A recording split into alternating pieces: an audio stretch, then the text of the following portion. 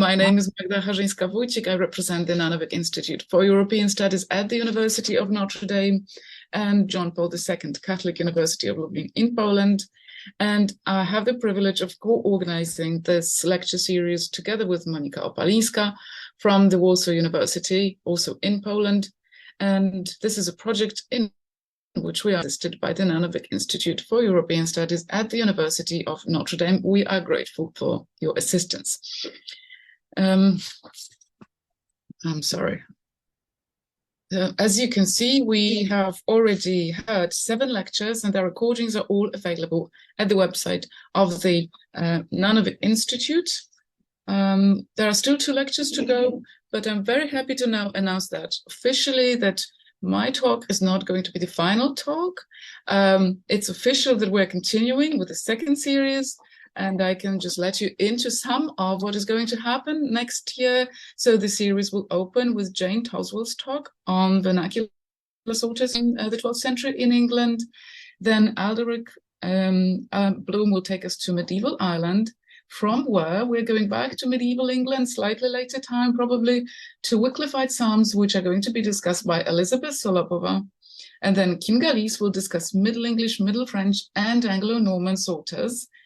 And Susan Gillingham is going to grace the series with the visual arts approach to the Book of Psalms. That's not all, but that's as much as I can reveal to you right now. We will be sending the posters with the registration link, and I hope you're going to stay with us for the next series. Now, it is my great pleasure to announce Monika's talk today and to introduce her as a scholar. Professor Monika Opalińska is an English philologist, and her education and career path are associated with the University of Warsaw, where she has received all her academic degrees and titles, and it's also where her current affiliation is.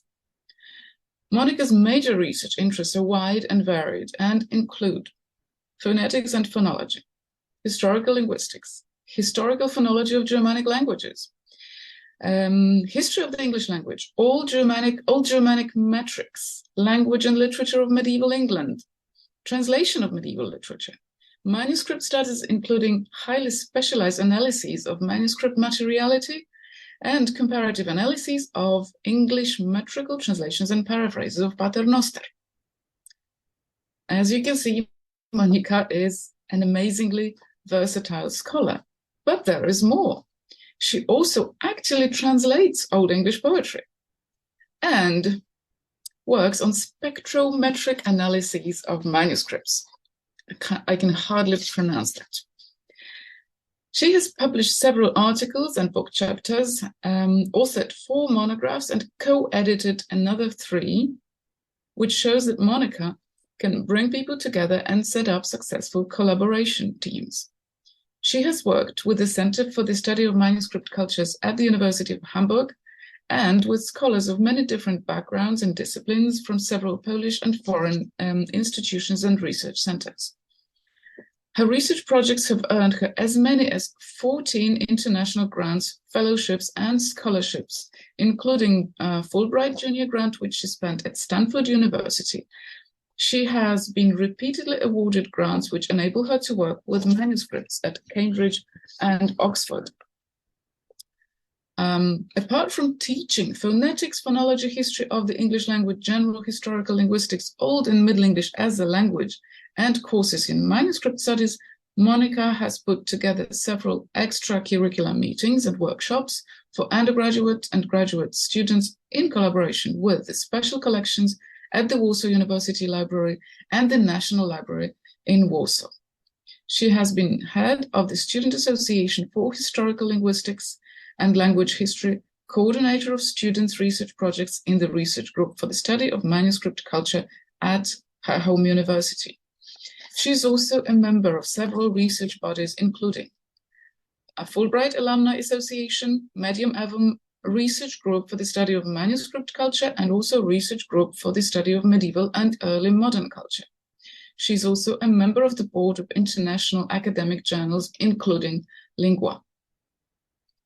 A frequent conference participant herself, Monika has also organized several conferences and workshops including a medieval lecture series which has been going on since 2015. She is also a co-founder of Siglum, research group for the study of manuscripts, which focuses on comprehensive and interdisciplinary research and aims to promote the study of manuscripts and the development of different manuscript cultures through the ages. Some group members are currently working on manuscript fragments from a dispersed medieval psalter, which brings us very close to Monika's talk today. I must say that I am in awe of the scope and quality of Monika's research. And I think I'm also ready to admit that I am envious of her discoveries. And as a co-organizer of the series, I want to say I'm inspired by her reliability and dedication to whatever project she signs up for. Today, Monika is going to talk about a most amazing research discovery, research adventure one can dream of. She has found a treasure, and she's willing to share with us the excitement, experience, and expertise that have grown out of that discovery. In other words, Monika is going to put the pieces back together and tell us about the reconstruction of the Fragmentary N-Psalter. Monika, the floor is yours. Thank you so much, Magda, and thank you for your kind words and your introduction. I need to share my screen now, I think. So let me just find my slides. Can you see it? Yeah. Yes, we can see that. Thank you. Yeah, so the title of my presentation is Putting the Pieces Back Together on the Reconstruction of the Fragmentary N-Psalter. And I'm going to continue the strand that was initiated by Thijs Polk, my colleague from Leiden, in May during another session in this series. Just need to, I will divide my presentation into two parts. In the first part, I will talk about the fragments themselves, a little bit about the old fragments and the recent findings, the origin, provenance, historical evidence, and I will mention a few examples of material analysis that we conducted here in Poland. In the second part, I will talk about the provenance of the N-Psalter fragments, but not the medieval provenance, the provenance in early modern times. I will say a few words about people and places related to the N-Psalter and the fragments, and also about the material clues. So, the N-Psalter is not unknown in the literature. It is, in fact, included in all the canonical list of Old English psalters, such as those quoted here. The last author, Jane Roberts, in her paper on glossed psalters, writes as follows: N is fragmentary. What was probably once a single psalter is represented by 3 manuscripts, which she lists below. And to her notes, I added new class marks, which are rendered in parentheses, because in some cases these have changed, and also reference to some of the authors that discussed particular fragments. You can also find the last of these fragments represented and photographed or reproduced in relatively recently published catalogue of fragments from Schloss Museum in Sondershausen. All the fragments of the N-Psalter are very briefly described and summarized in the series Anglo-Saxon Manuscripts in Microfiche Facsimile in volume 13 by Bremen and Decker. The last fragment that was found in 1997 by Herbert Pilch, and was also analyzed and re-edited by Helmut Knois in 1998.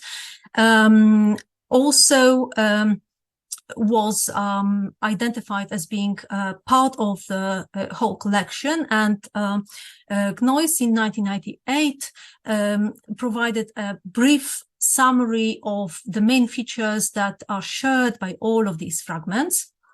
And he writes as follows: the identification of the fragment as coming from one and the same manuscript is based on a number of reliable comparative criteria. All three fragments appear to have been written by the same scribe. They agree in the type and size of the handwriting of Latin rubric, text, rubric, and gloss, in the forms and color of the verse initials, in the system of punctuation used, and especially in the form of punctus versus, which they employ, apparently a form not frequently found elsewhere, if at all. In all three fragments, the number of lines of Latin text per page is 17, as can be seen on the Sondershausen leaf, and as becomes clear from the space needed to reconstruct complete leaves from the other fragments. Also, the original size of the leaves was no doubt the same. Finally, the fragments agree in the language and textual relationship to the Old English gloss. We know, until recently, we knew about these fragments that are listed in points 1 to 3 here. And after the discovery of the Sondershausen fragment in 1997, we may say that the N-Psalter lay dormant for 23 years until recently new findings came to light. In 2020, 2022, two fragments were found in Cyprian Norwid Library in Elbląg, in Poland, and then two more in 2023. What is perhaps even more spectacular, even more recently in 2021, 2023, 21 fragments and strips were discovered by Thijs Polk in the regional archive in Alkmaar. Thijs spoke about his discovery and the fragments in May, so I will not focus on his pieces. I will say a few words about the Elbląg fragments and introduce the beginning of how they were discovered. So the fragments in Elbląg were actually found during a fragmentarium project that was conducted by my colleagues Paulina Pludra-Żuk and Eva Chlebus. And during the search, during the work, sorry, I seem to have some problems with moving the slides. Yes, sorry. They came across this book. As you can see inside this grammar of Hebrew, there was an end-leaf guard, not very big, which was loosely attached to the book block and partly hidden under a detached paste down. The back end-leaf guard was hidden under a paste down too. So initially we only identified the presence of the fragment there due to a vertical protrusion on the back paste down, and also a tiny cavity that is visible here on the right-hand side at the bottom. So this revealed the presence of a narrow parchment strip below. But we weren't sure if this is the same material, if it's a fragment of the same original, from the same original source. So with the help of colleagues from the University of Warsaw and the University of Toruń, we applied the X-ray fluorescence analysis, which first showed us through paper that the distribution of lines and the space between the lines in the already uncovered fragment and in a one hidden beneath the paper paste down is exactly the same. We were also able to identify through X-ray fluorescence and other methods different elemental components in these hidden pieces. So we saw that we confirmed that the main script was rendered in iron gall ink, that is characteristic for the period. But we also discovered the presence of copper in what we thought at the time were green and blue initials, which turned out to be the case. There was also lead in the rubricated fragment, which you can see on the right-hand side here. So when recovered, when removed from under the paste down, the two pieces looked like this. And it turned out on further inspection that they are fragments of the same folio. So when put together, when aligned together, you actually get much more text than we thought initially was the case. Here, what I'm showing you is are the results of the textual addition and analysis of the first two fragments that we discovered that are subject to discussion in the first paper that we published in 2023 in the Review of English Studies. That's available in open access, so you're welcome to have a look at it. But there was more. Namely, there was another book that was discovered in the same collection of books in the Elbląg Library. Another book in which two other fragments were discovered. This is also a 16th century volume from the same collection, as I said. The volume is bigger, and so are the fragments. Both in this case were hidden under partly detached paste down. So again, we weren't sure what exactly is hidden below the paste downs. But we applied some non-invasive analysis and working with different lights and with different contrast, we were able to identify a strip of, well, we didn't know if it was parchment, but it looked that way. So you can see here some letters, some parts of words even, and in different light, you can probably read part of the word longer and another word in Latin here. I think, let me just look at my notes. I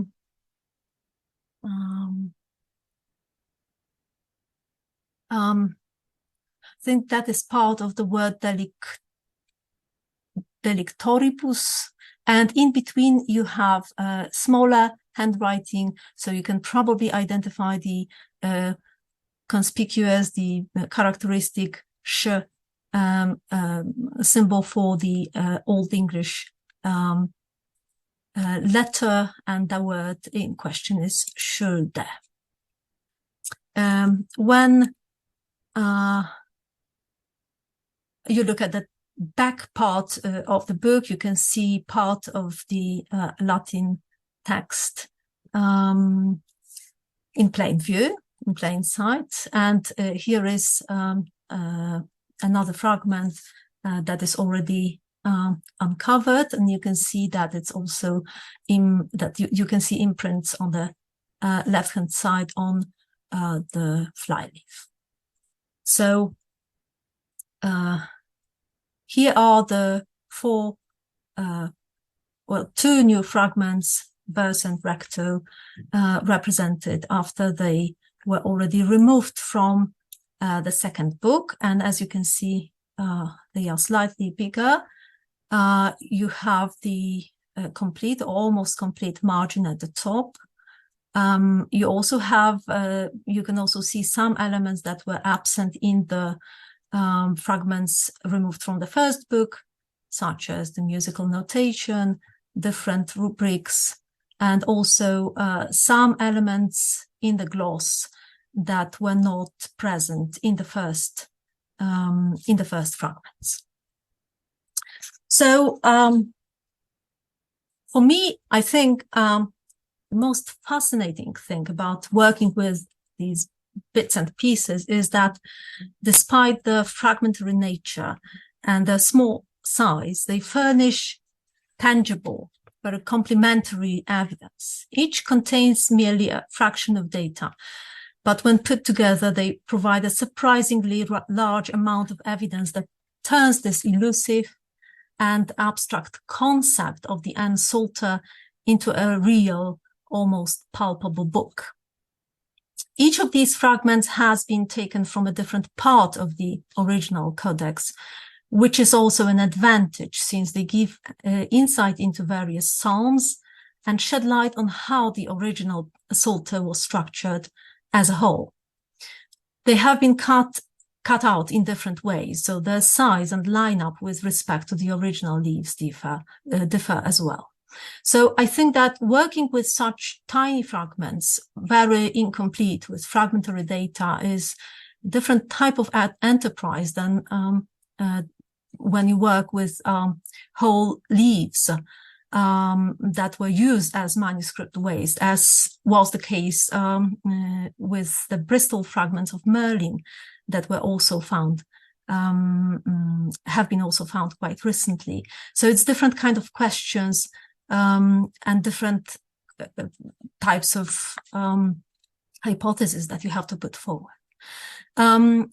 So thinking about what kind of evidence, what kind of data we can retrieve from these dispersed elements, I'd like to show you what they have in common and focus on some details. So let's start with paleographical features, paleographical details. The script of the main handwriting is rendered in late Anglo-Caroline minuscule, which is sometimes called style 4 Anglo-Caroline minuscule. As you can see, it's regular, rotund rather than stiff.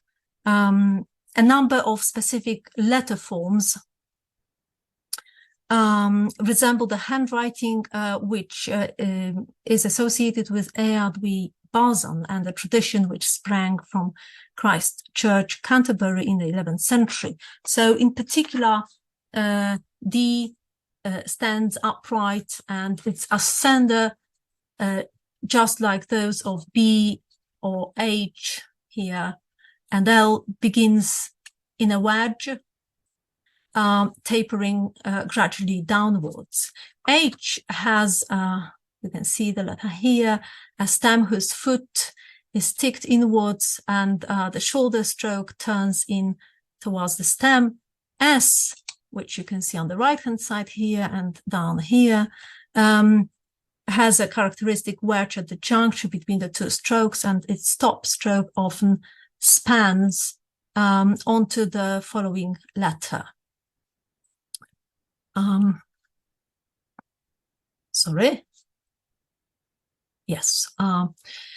Also, X is quite characteristic and distinctive. Its left stroke extends back beneath the preceding letter. If you looked at the right-hand side fragments, you can see the ST ligature, which is tall, relatively narrow, and this characteristic Ra ligature at the right-hand side at the bottom, insperavit here. This ligature is important because it sets terminus ad quem for the handwriting, as Kerr puts it, it is hardly used after the conquest. And if you look at the use of this ligature in all these fragments, it's not very coherent. So the erratic use of this particular representation may indicate that it was gradually coming out of use when the Psalter was written. We also have Latin tituli that are rubricated and rendered in square capitals with some uncial features. The gloss is in English vernacular minuscule, possibly in the same hand, smaller, but still quite big. The key letters have typical vernacular forms. So apart from the symbols that everyone who knows Old English will recognize straight away, like eth here, or son in forzon, or win in, and that's not win, wes here. We also have some symbols which have this distinctive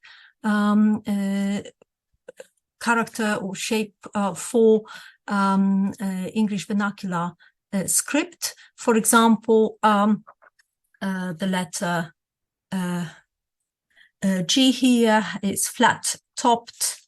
H, which you can see here, has a straight leg and a turned out foot. We also have low F here, for example, and R in riches. So these are both low, and we also have angled and round D in Trichten or in Yemundi here. So these are quite distinctive.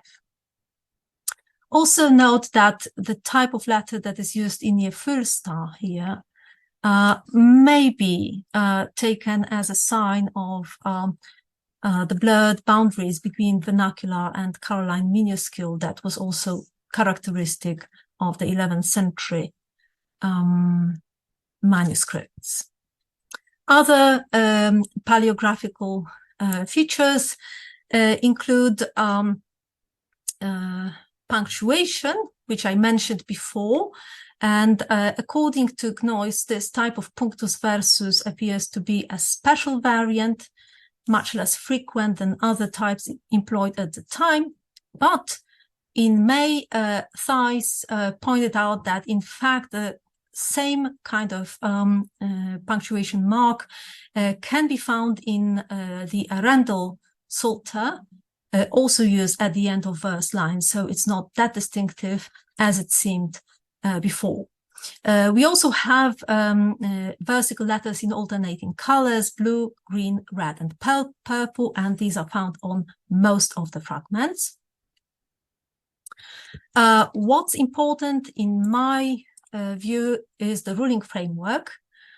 You can see, I hope, on these fragments that there are lines below the Latin text as well as above the Latin text.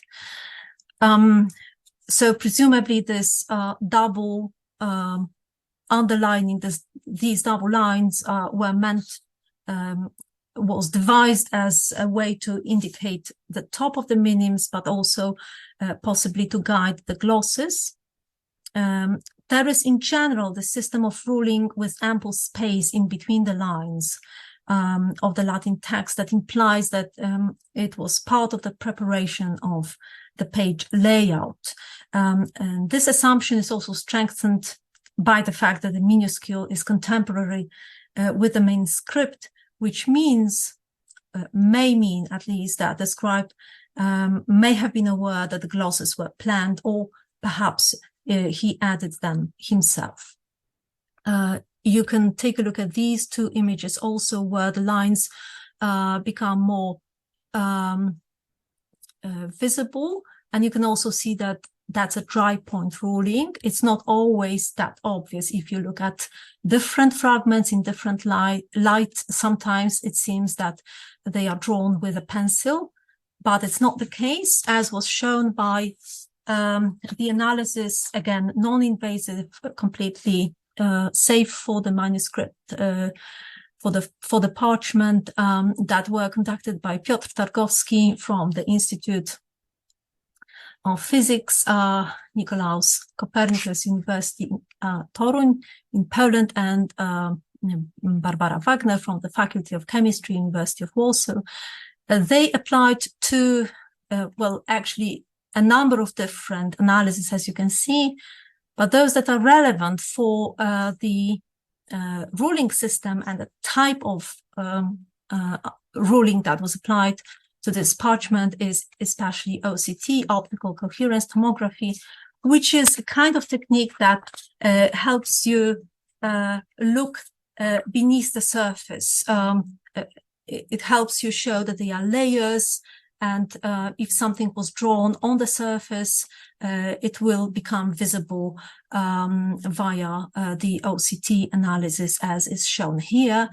The same was also confirmed. The same result was achieved in another type of analysis that they conducted, which is known as polynomial maps of textures, which is a technique of imaging and interactively displaying objects under varying light conditions to reveal surface phenomena.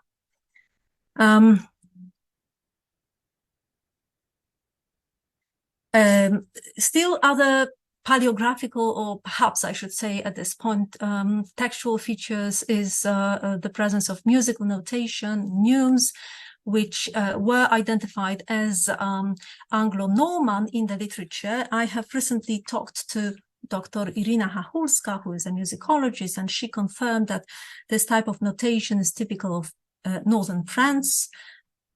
She also said that Northern French neumes became the basis of musical notation in English sources from the very beginning. So this is the kind of element that was added later, sometime probably in the 12th century, but that's also one of the avenues that needs to be explored further.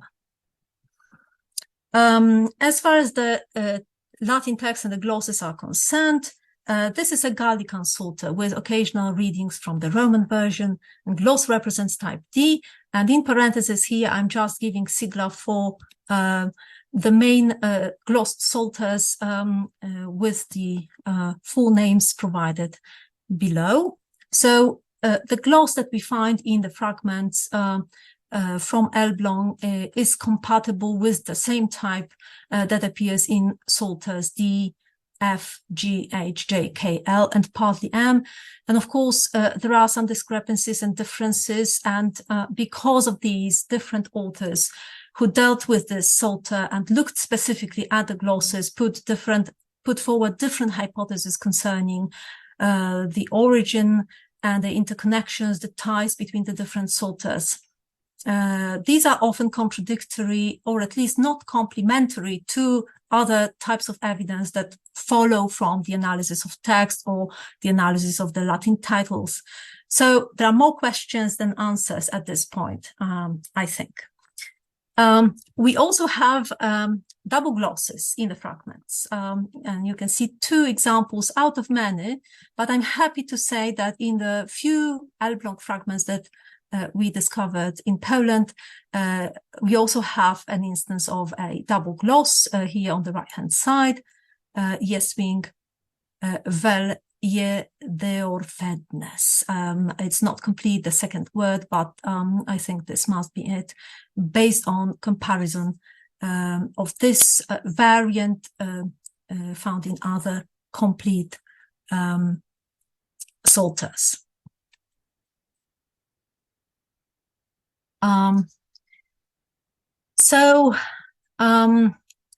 What picture emerges from these dispersed fragments? What can we say about the original codex based on the fragmentary evidence?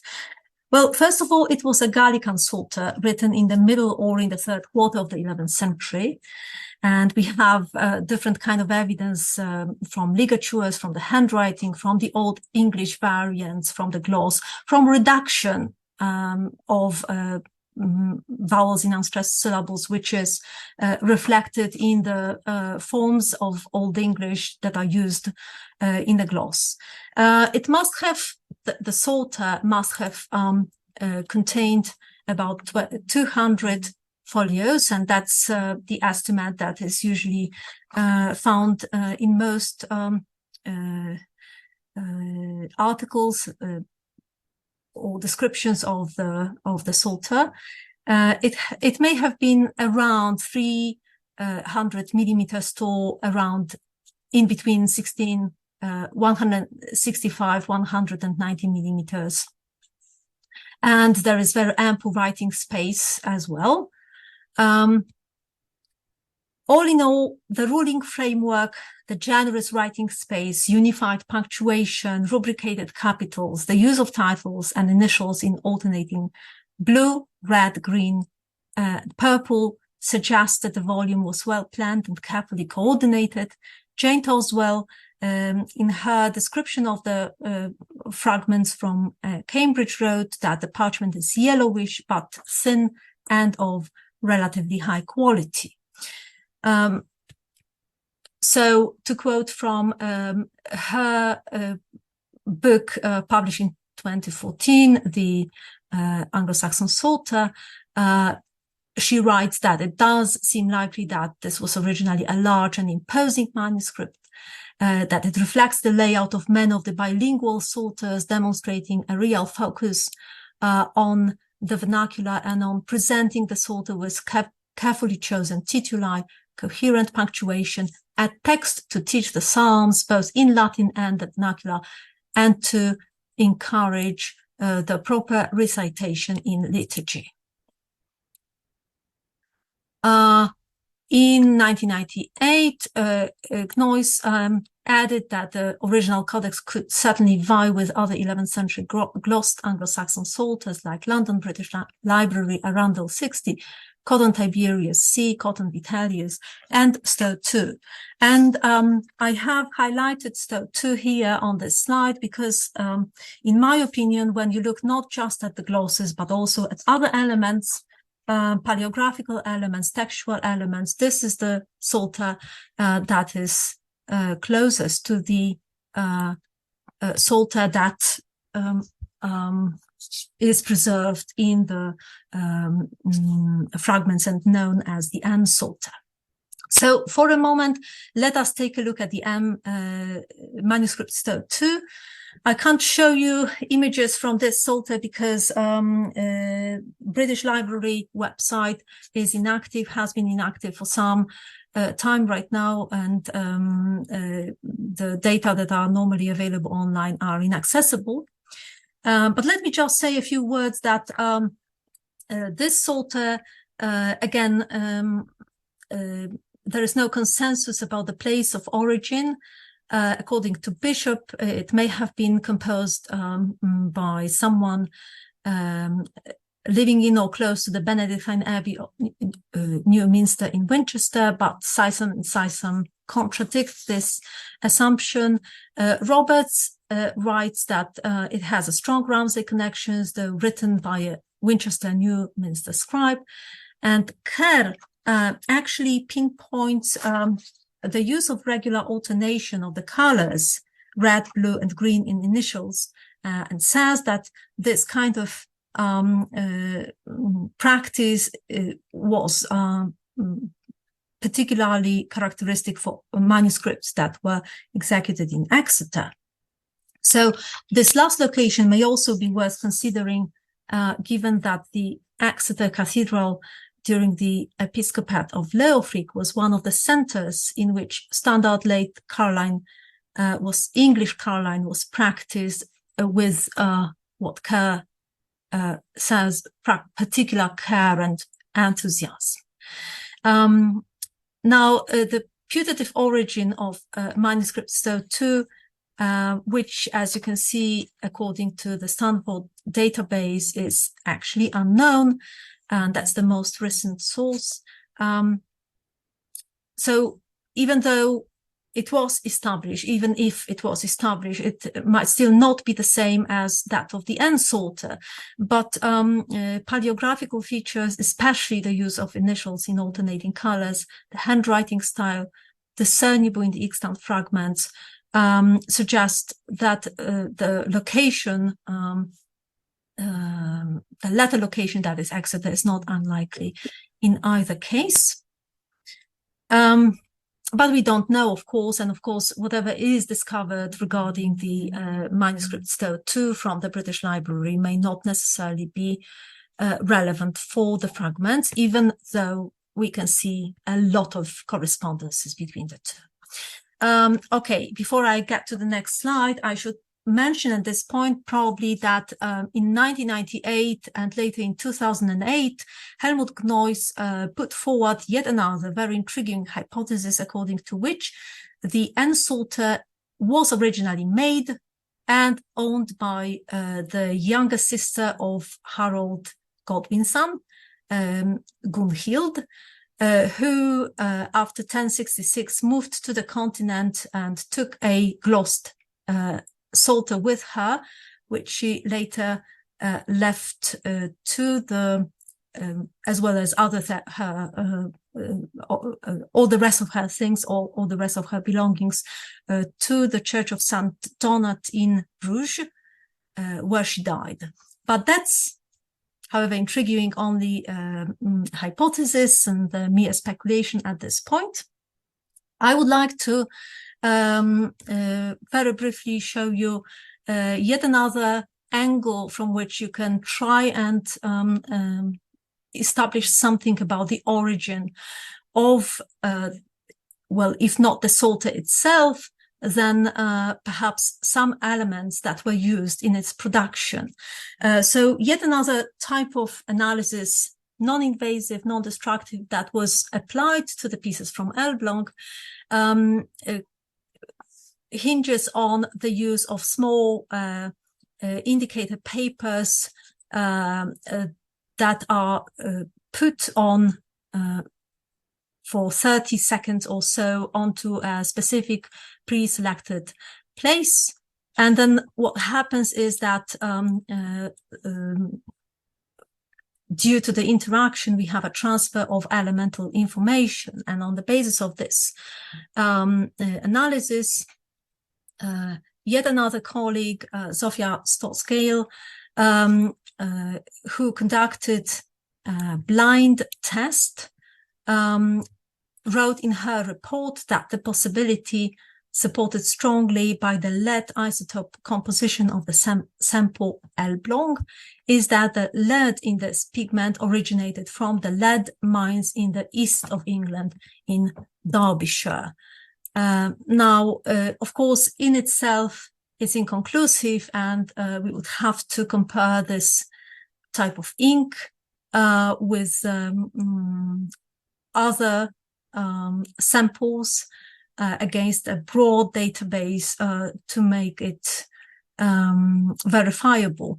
But it's yet another perspective and yet another analysis, material analysis that well, at least led to some conclusions concerning the red pigment that was used in the rubricated titles.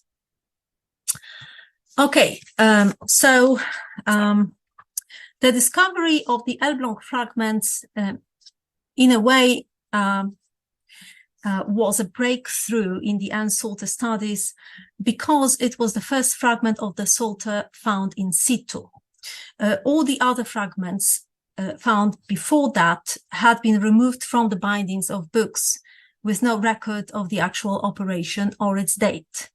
With the Elbląg fragments, it was different because we found them in books and we knew who the books belonged to. So if you take a look at the map that I'm showing you here, that's the map of Europe in the middle of the 16th century. Just to briefly show you the distribution of the fragments found so far. There are the fragments from Haarlem, Cambridge, Sondershausen, Elbląg, and Alkmaar. So the question that I have often heard was, why Elbląg? How is it possible that a fragment of a Latin Psalter with Old English glosses found its way to so far to the north and to the east of Europe. So I thought that it would be appropriate to tell you a few things about Elbląg and Prussia, Royal Prussia at the time. You can see Elbląg marked by this red figure here. So that's the place we are talking about. And just to make things clear, all the fragments found in Elbląg come from books that belong to one and the same collection that belongs to a Samuel Mayenreis, a citizen of Elbląg, and I'm going to say a few words about Samuel in a moment. But first, let me just draw the background and say a few words about the region in the 16th century. So in the times of Samuel Mayenreis, the owner of the books in which the fragments were found, the town of Elbląg was a province of the Royal Prussia. And Royal Prussia was part of the former kingdom of the Teutonic Order, whose subjects rebelled against the authority of the order and submitted to the Polish king in 1454. This province became part of the Kingdom of Poland and submitted to the Polish king in 1454. For 300 years, until the partitions of the Polish-Lithuanian Commonwealth was part of this region. Polish kings granted numerous privileges to the wealthy merchant cities of the province, and Elbląg, like Gdańsk, had the status of a royal city, of a royal town, directly dependent on the king and the Polish-Lithuanian Commonwealth. These privileges also granted right to relative religious freedom. Its visible effect was a significant development of the Reformation in Elbląg. The German-speaking townsmen were proud to enjoy the status of the free subjects of the Polish-Lithuanian Commonwealth, and they also adopted part of the nobility's political culture. For example, they participated in the local council assembly, the so-called Sejmik. They had economic and sometimes family ties with the noble elites of the state and the region. And these relationships often cut across religious and ethnic boundaries. At the same time, in towns such as Elbląg, German Protestant culture was flourishing and developing. This was facilitated, among other things, by the fact that young people were sent to study at German and Dutch universities. And it's also worth pointing out that there was a branch of the English company in Elbląg, which opened the avenue to regular contacts with England. Students learned English, and Shakespeare's plays were performed in Elbląg from the earliest times. Professor Karin Friedrich, a German historian from the University of Aberdeen, in her book, The Other Prussia, Royal Prussia, Poland and Liberty, 1569-1572, published in Cambridge in 2000, stresses the fact that the local political and cultural identity of Royal Prussia was something quite different from the later absolutistic and bureaucratic tradition of Frederick II's Prussia and the Hohenzollern dynasty. This tradition, the tradition of former Royal Prussia, died out after the partitions of the Polish-Lithuanian Commonwealth. So that's, in brief, the background where the main character of our story appears, is born to. Samuel Mayenreis. He was born in 1572 in Elbląg, in a well-established family who lived in Elbląg for several generations and who held important positions in the region, in the town. Samuel was the second son in a large family. He had 4 brothers, 2 sisters. He was raised in the love of book learning and Protestant faith, and he began his education in Elbląg. His first teacher was Thomas Rotus, not only the president of the school in Elbląg, but also Latin poet and professor. And the curriculum which Samuel took under his supervision was included, among other things, Latin and Greek.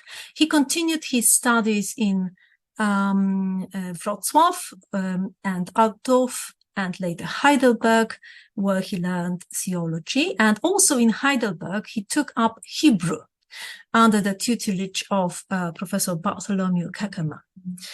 He moved to Leipzig and Frankfurt after that, and after 9 years returned to Elbląg. Shortly after his return to his hometown, he left again. This time in 1600, he went away to read theology at the University of Leiden. Now, Leiden played a significant role in the education of students from Prussia due to its Protestant Calvinist character, and it gathered also a number of renowned scholars, including Francis Junius the Elder, theologian, Joseph Scaliger, and others. And we know that Meienreis attended the lectures of both these scholars, and that he submitted his doctoral dissertation on the Old and the New Covenant, and that thesis was supervised by Francis Junius the Elder, and you can see an image of the facsimile here. Samuel's second journey was documented in his the so-called Stammbuch, his family album, friendship album, kind of a diary where friends and famous people that he met during his journeys would sign their names and also write a few words.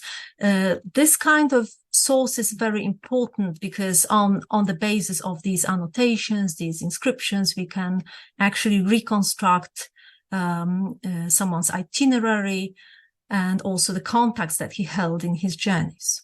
Unfortunately, this Stammbuch was lost, but it was described and summarized by Hans Bauer in 1929, so we know at least some of the facts from Samuel's journeys.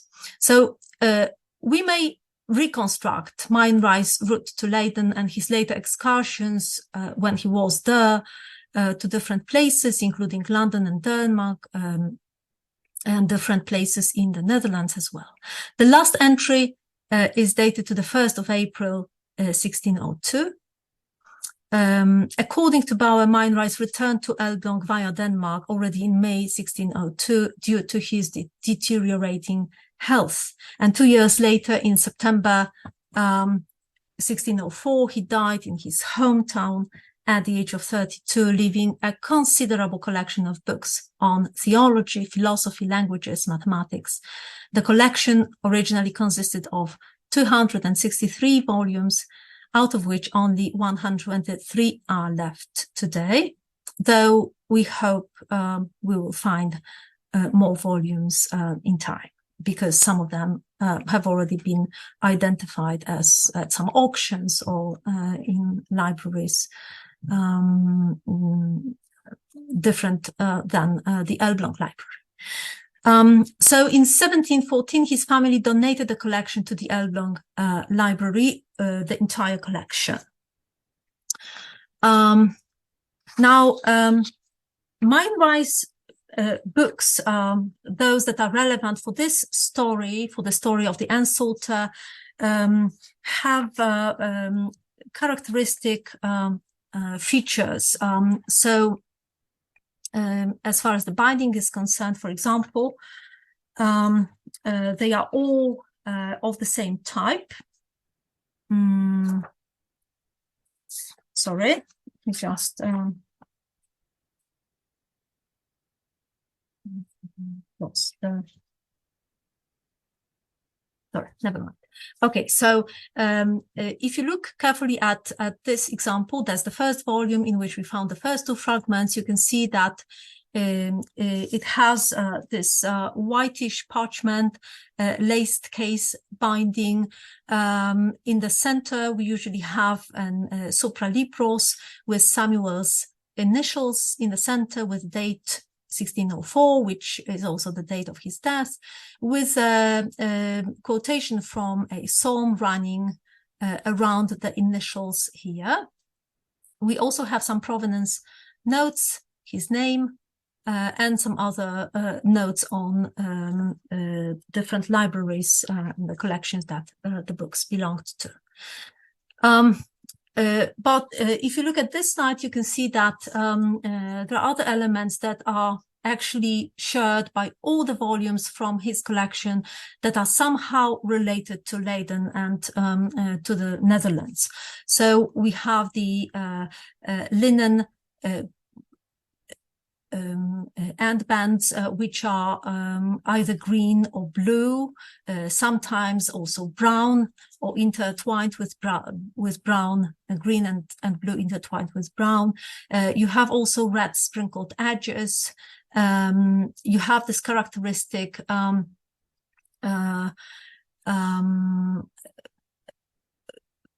limp kind of binding, if you look at the book from the front, and they all have the same features. So these features actually were identified by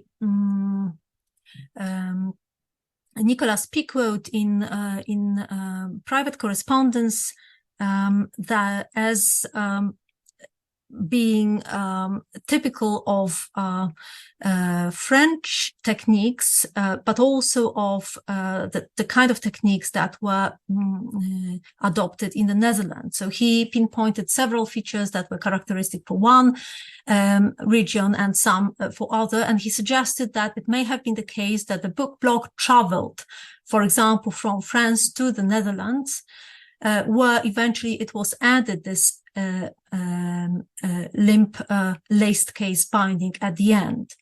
Thijs Polk in May talked about another an alternative, another hypothesis according to which the binding may have been done in the Netherlands altogether, but by someone who was familiar with the French types of binding as well and knew the French techniques.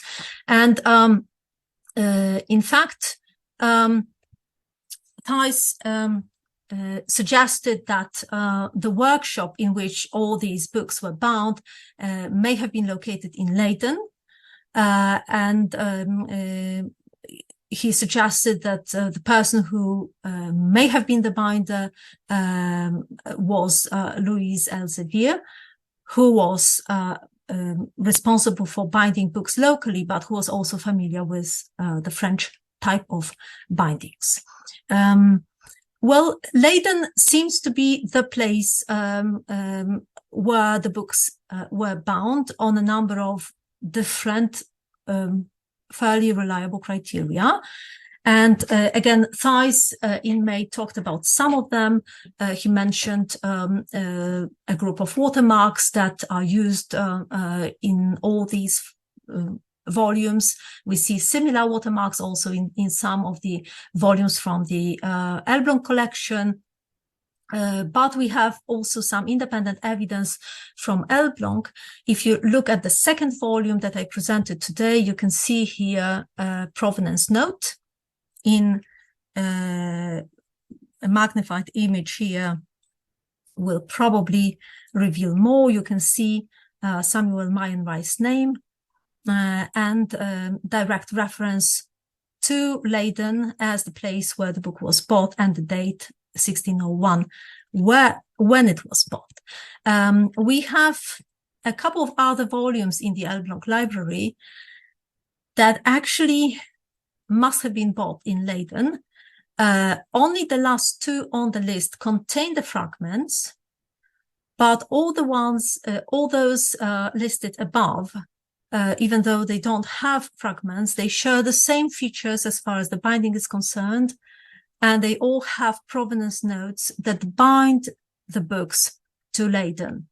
And if you look at the dates, you can see that it's all in between 1601, 1602. So it's within the time framework when Mayenrijs was in Leiden for his studies. Okay, now the question is, sorry, I keep jumping to and fro, but I need to say one more thing before we move on to the next slide. So the question is, if Leiden was the place from which the fragments were dispersed on the continent, then how come that we find 2 fragments also in Cambridge? It's either contradictory evidence, meaning that the book was disbound in England and was sent in pieces, perhaps in the form of bifolia, to the continent, or that the hypothesis is wrong altogether. Let's take a look at yet another argument that actually supports the hypothesis that Leiden was the place where the books were, where the N-Psalter fragment was used in a workshop and turned into manuscript waste. So why Cambridge? Well, to answer this question, we have to introduce yet another character into the story, that of Hans von Bodek, also known as Johannes Bodecker or Johann Bodecker. He was traveling with Meilenreis, so according to Meilenreis Stammbuch, Samuel did not travel to Leiden alone, but he accompanied, in fact, as a mentor, a younger Prussian fellow, Hans Bodek, who was also a member of a wealthy Elbląg family, later became a diplomat, chancellor to the Prussian prince and the elector of Brandenburg. As you can see from the right-hand side example here, that's an image from an album studiosorum from the Leiden Academy.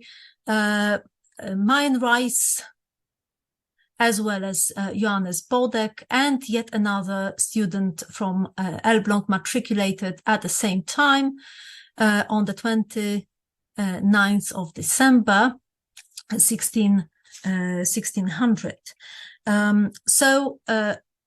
They stayed together in Leiden for 2 years, and in April 1602, Bodek and Meilenreis, we don't know if the third fellow also moved with them. We only know that Bodek and Meilenreis traveled to London, and Meilenreis, who was already quite ill, from London went back home to Elbląg via Denmark, but Bodek traveled further on to Cambridge, where he stayed until January 1603, and perhaps later after that he moved to Oxford, where he stayed between 1603 and 1604, and then he went back to London, where he stayed between March and September 1604. The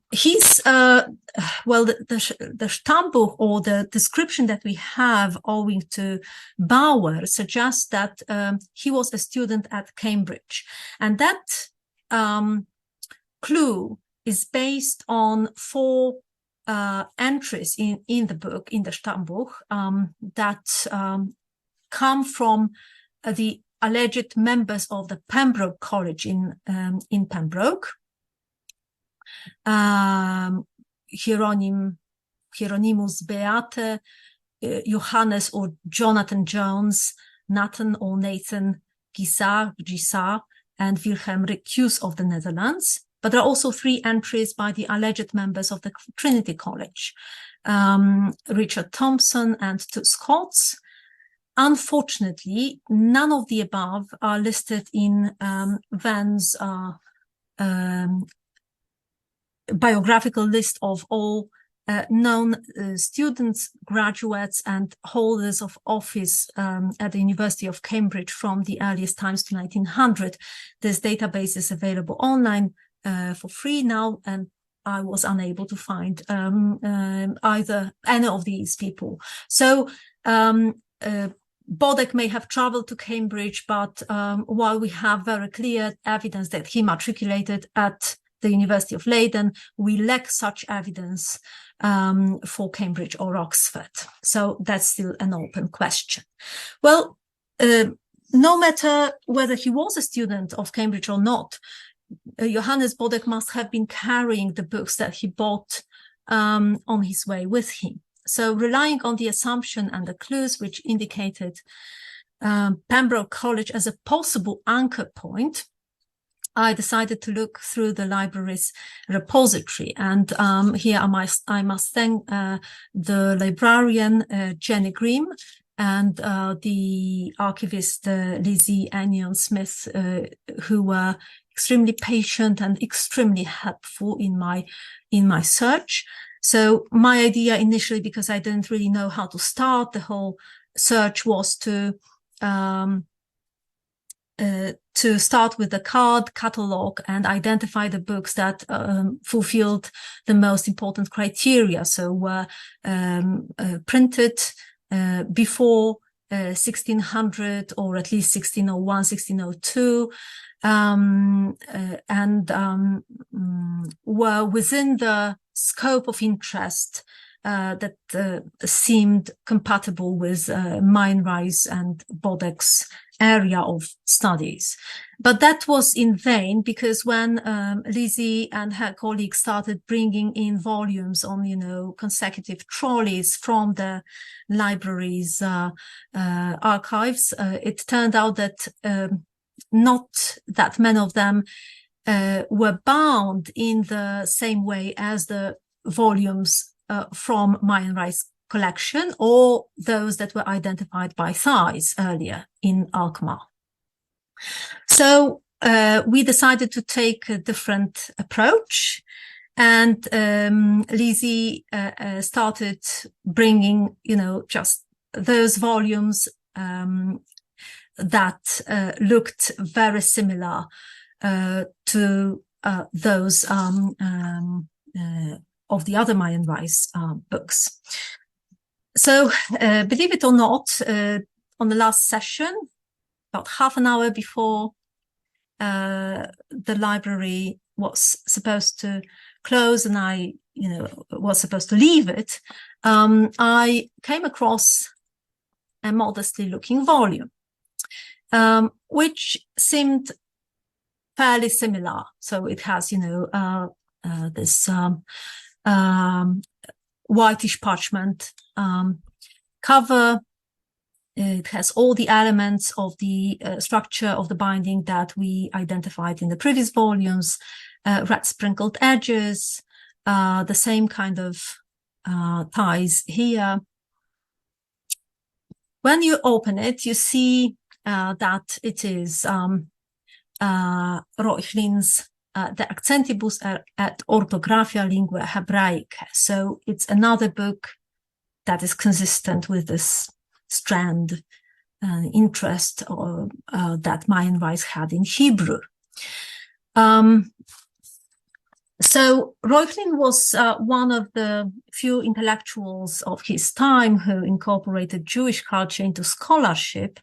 And I initially thought that it may be a book that belonged to Samuel Meinreis, but then I thought, well, because it contains examples of not just Jewish language, but also music, it may have been a volume that Bodek bought for himself, because he was apparently interested in music. We don't know much about this interest of his, but we know that he collected inscriptions and notes from musicians during his travels, and that he was surrounded by musicians, that he took some interest in music. So I thought that if not Meinreis, this may be a volume that was brought by Bodek to Cambridge.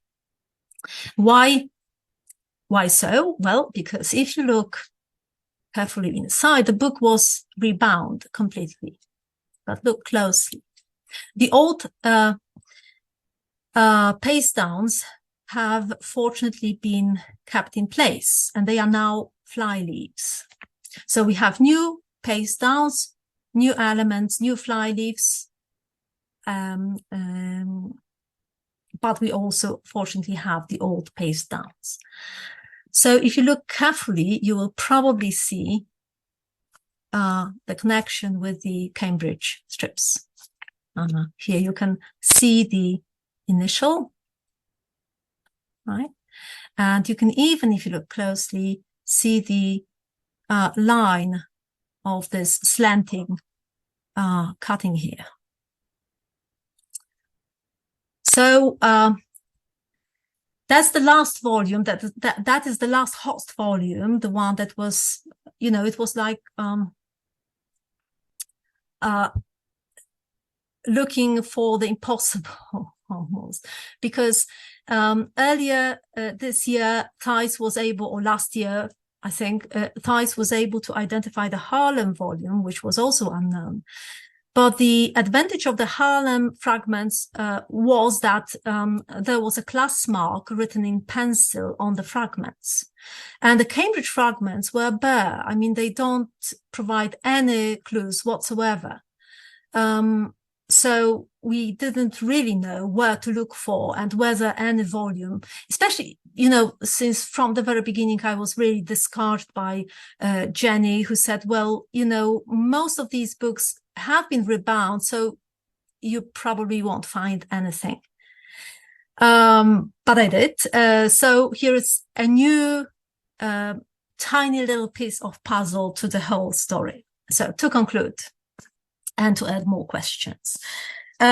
We don't know, well, basically anything about the origin and medieval provenance of the Psalter. We know something about the early modern history of the fragments. We know that at some point the N-Psalter found its way to the continent, possibly to a Leiden workshop, possibly to a Leiden workshop where Louis Elsevier worked and bound the books. But the intriguing question which came to my mind when I was preparing for this talk today was whether when the Psalter was in this workshop, was it still, well, perhaps not intact, but a book, or was it already a bunch of manuscript waste, bunch of manuscript bifolia, for example. And I returned to Jane Toswell's 214 book, where she wrote the following. The strips are slightly cut in from the manuscript edge, so it may have been difficult for a person carving the manuscript to carve into the gutter if it was not disbound. So that may be a clue, another clue as to, you know, what happened to the manuscript on the continent when it was dismembered.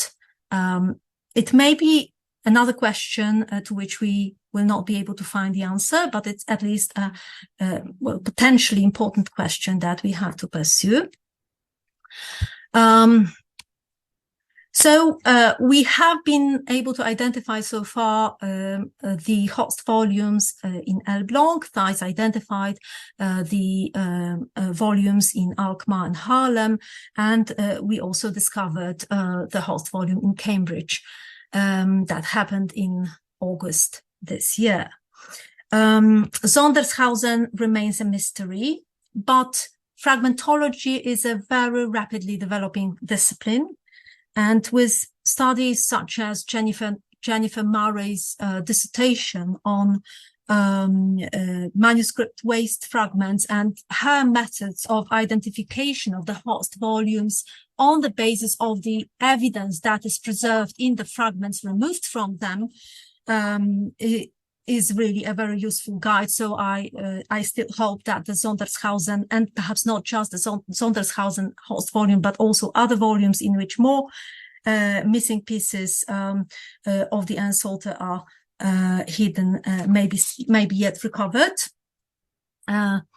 Piotr Targowski, whose name I mentioned before, the chemist from the Toruń University, said that at this rate we'll soon know the color of Gunhilda's eyes.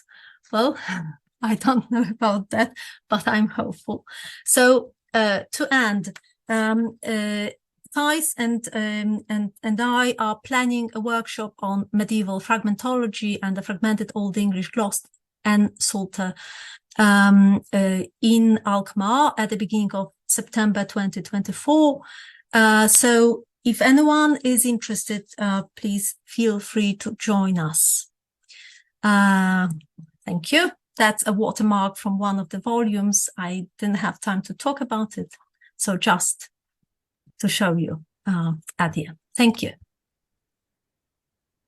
Thank you, Monika. This was amazing. This was, I knew I was expecting, I knew I was in for a treat, but this surpassed my wildest dreams. As you can see, everybody's clapping their hands, both virtual and physical hands. Thank you. Thank you for this most illuminating and fascinating story. Thank you. Thank you for showing us that patience and partnership, hope, and hard work can send us on such an amazing research adventure. And thank you for the story of putting together not only pieces, but also people. And what transpires from this story is a multi-layered picture of a manuscript, its origin, vicissitudes, and these are discovered and appreciated by a team in which everybody contributes in their own way, their own unique way, showing us that the Psalter continues to be a meeting place it has always been. Thank you, thank you, thank you. Well, the floor is open to discussion. There are also some comments on the chat, but I will move on to them once the people present ask their questions. I can see Thijs Polk with his question. Please, Thijs. Thank you, Monika, for an excellent paper, and what a nice cliffhanger with the Cambridge host volume. I was wondering if you could say a bit more about Balthasar Lydius, whose name I saw in the book. If I'm not mistaken, he was a Leiden student around the same time as Meinreis and Bodecker. Not sure which slide you're referring to. The slide with the Cambridge host volume. Okay. So the one that you discovered. Which one? Yeah. So underneath the sort of heraldic thing, we have the name Balthasar Lydius. Yes. Yes. Who I think was a Leiden student around the same time as Meinreis and. Oh, great! Yeah, I haven't really pursued this strand as intently as I should have, because as I said, I still have to find out about a few facts about this book from the Cambridge archivists. I had very limited time when I found this volume. It was really, like 20 minutes or so. So I just took several photographs, and thank you for this. I was quite unaware. Because otherwise, inside the book is clean. It's like it was bought and never used afterwards. We do have some annotations on the fly leaves in different hands, scarce. There are just a few. And is this name on the list of matriculated students in the album to which you two referred? But it's the first time that I see this name. But he is a famous Dutch preacher. Okay. Who I know studied in Leiden. I don't know when he started, but I think he becomes a pastor in around 1602. So that's when he must have stopped. So that would bring us to again Leiden around 1600 something. Yes, and it means that it may not necessarily be a book that was bought by either Meinreis or Bodek. Yeah. So it may have been transported to Cambridge by someone else. Yeah. So another question for us to answer. Thank you. Thank you very much. The floor is still open for discussion. In the meantime, because I don't see any raised hands right now, I'll just read two comments. Michael Kuczynski had to run just a minute. 1 minute to 1, and he says, could you please thank Monika for me? This paper was absolutely stunning. I'm especially intrigued by all her work on provenance in connection with the survival of these fragments. I'll send her any questions that might occur to me separately, although she really seems to have left no stone unturned. So that was from Michael Kuczynski, and then there is also a comment from Gundi Miller. This is a fascinating lecture. I'm sorry I have to leave and meet with a student. Thanks and congrats. And also Anne Pascoe-Zill. But that's a message to everybody. Thank you, Monika, and inspiring and fascinating talk. Yes, Jane, please. The floor is yours. Only if I can keep the video going.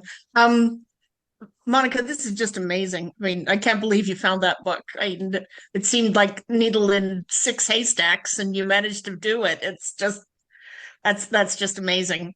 Do we know anything about a Jewish community in Elbląg at this time? I know that's. I mean, that's asking you to turn over a whole bunch more stones, but I thought you might have already started on the work since you're always so far ahead of the rest of us. Thank you so much. No, actually, history of Elbląg and Royal Prussia is not one of my strongest points. So I just know the absolute minimum.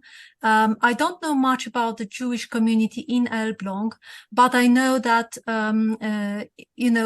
anyone who was like Mayen Rice, interested in theology, either from the Protestant or Calvinist point of view, or even a Roman Catholic, would be interested in Hebrew, in Latin, Greek. And we have a number of other volumes that introduce Hebrew, grammars of Hebrew or other books in his collection that pertain to this topic. And I think it was because of his interest in the Bible and studies of the Bible that he needed Hebrew. On the other hand, when I saw this book in Cambridge, Reuchlin was, I hope I pronounce his name correctly. I'm not sure really. Please correct me if I don't. But his work was a classic.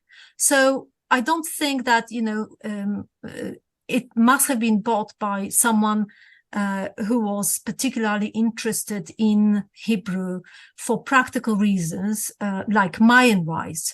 It may have been bought by a scholar, a young person who was intellectually alert, and, just wanted to know something about the world.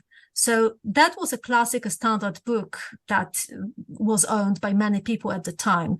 And that's why it was difficult, to tie it, to bind it to either Mayen Rice or to Bodek, or perhaps someone yet different like this Balthazar Litius, as Thijs said, was, a person that came from Leiden and studied there as well. So, thank you for your question. That's another strand I will have to explore. But I'm sorry, I don't have an answer to your question just yet. Well, fortunately, Monika, because there would be no adventure ahead of you. If you knew all the answers right now, that would mean you're withholding so much from us. There are more questions. The first of them is from Rafał Borysławski. Please go ahead. Yes, indeed. Thank you so much. And Monika, I'm stunned. Yes, thank you so much. And I'm stunned the way I was stunned when Thijs was presenting his findings, back in May. Wonderful. It's amazing. And what a gripping story is for this, afternoon or evening. And I'm sorry for, my question may seem a little bit silly or perhaps unanswerable. But I'm wondering, would you be able to, determine if there was any sort of indication that the people who owned the books, Mayen Rice, for instance, were aware of what there was in the bindings? Yes, it's in the sense that I don't know if it's possible to determine whether some of the bindings was being manipulated into some kind of people were peeking into it, or anything like that. What I'm thinking of is that in some way it is very symbolic, perhaps, is that Psalter fragments find their ways into the actual books that are devoted to the study of Hebrew, instead of creating a circle. Yes. So I don't know. I don't know if it's possible to answer a question like that. Sorry if it's a silly question, but I am really intrigued by all your findings, and the way I was intrigued by Thijs' findings, and I followed them closely. Yes. Congratulations once again. Yes. What a serendipitous finding at the end of your stay in the library. Thanks. Thank you so much. Well, it's a collaborative effort, as Magda said, and I claim I can't. The type of material analysis, for example, that were conducted were all done by Basia Wagner, by Piotr Targowski, but also by people like Ewa Chlebus, who is a librarian, but also a conservator, and she specializes in late medieval bindings and early Renaissance bindings. And she was the first person actually who said that the type of binding that was used for this particular group of books from Meienreich's collection cannot be Prussian, because none of these features were actually, none of these techniques were used by Prussian bookbinders. I think it's a, coincidence. I mean, it looks so nice that we have Psalter fragments, Psalter manuscript waste inside a Hebrew book, but we have other books as well, right? And I think it's purely coincidental. Thijs's volumes with the fragments are a Greek dictionary, if I'm correct, those from Alkmaar. So, whether Meienreich was aware, I think he may have been aware that he must have, we don't know if he bought his books already bound, or whether he ordered them to be bound in Leiden or somewhere there locally. It seems plausible to believe that not all the features of binding were present when he was in Leiden or when he was traveling. For example, the Supralibros is something that must have been edited later, perhaps by his family. Especially since we have this date 1604, which is relatively late, and that's the year where he died. But I'm not sure, and I don't think we can ever answer this question of whether he himself knew which particular manuscript, or whether it would have been relevant for him, right? It's just manuscript. Thank you anyway. Thank you very much. And colleagues again. Thank you. I must correct myself, because by emphasizing the collaborative part of your work, Monika, I did not mean to belittle your personal and individual discovery and your own achievement. What I meant was just to the contrary, because you kind of try to say that yes, it's everybody else's work. It's true, but without you as the spirit of the thing, nothing would have been done. So the discovery is yours, and you managed to convince librarians to bring like tons of books for you for inspection. So let me just clarify that. By collaborative, I did not mean that's not your discovery. It's your discovery. I'm jealous, as I said at the start. I'm still jealous and getting more jealous every minute. I think we're kind of close to the end time, unless somebody wants to ask some more questions. Well, you can always text Monika. You can always email her a question. You can come to the conference she invited everybody to. And I think it's now time to close our session. And this is Monika's job today. Yes, to close our meeting. So if you allow me, I would like to show you two final slides for today.